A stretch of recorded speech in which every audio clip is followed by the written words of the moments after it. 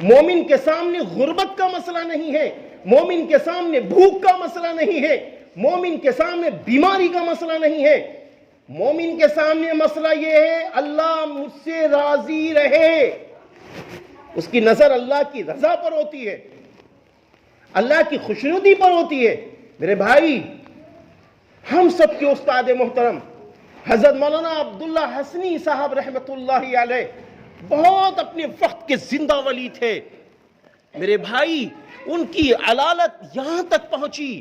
کہ اندر سے تکلیف کی وجہ سے ان کی زبان بھی کھل رہی تھی تکلیف میں، اور اس تکلیف میں اتنی شدت کی تکلیف میں تھے جس کی کوئی حد نہیں ہے۔ مغرب کی نماز کا وقت ہوتا ہے، ہم لوگ اس گھر میں ہوتے ہیں باہری روم میں، اذان ہوئی،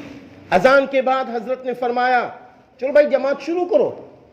تکلیف ہے، اتنی تکلیف، لیٹنا مشکل ہے، لیٹنا مشکل ہے، فرما رہے جماعت شروع کرو۔ بس جیسے ہی تکبیر ہوئی، حضرت حی علی الصلاح حی علی الفلاح بھی ابھی مکمل مکبر نے نہیں کیا، حضرت مولانا اٹھتے ہیں، اٹھنے کے بعد جماعت میں شریک ہو جاتے ہیں، پوری نماز کھڑے ہو کے پڑھ رہے ہیں اور پھر نفل و سنت کا اہتمام فرما رہے ہیں، اس کے بعد اپنے بستر پر آ کر استغفار کی کثرت فرما رہے ہیں۔ کیونکہ مومن کے سامنے یہ ہے میرا اللہ ناراض نہ،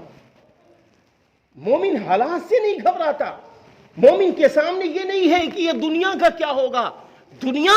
ارے جب ہم اپنے اللہ کو راضی کریں گے، 5 وقت کی نماز پڑھ کر اللہ کو راضی کریں گے، اپنی زبان کی حفاظت کر کے اللہ کو راضی کریں گے، گناہوں سے بچ کر اللہ کو راضی کریں گے، تو وہ اللہ ہماری دنیا ایسی بنا دے گا، ایسی بنا دے گا کہ ہمیں تعجب ہو جائے گا، غیب سے رزق کے دروازے کھول دے گا اور رحمتوں کے دروازے کھول دے گا، برکتوں کے دروازے کھول دے گا۔ اور پھر یہی انسان جب اللہ کے پاس جا رہا ہوگا تو اس کی نسلیں رو رہی ہوں گی، اس کے بچے رو رہے ہوں گے کہ ابا کا انتقال ہو رہا ہے۔ ایسے موقع پر وہ بھی شخص اپنے بچوں کو دیکھ کر غمزدہ ضرور ہو رہا ہوگا، تو ایسے موقع پر فرشتے لوری دیں گے،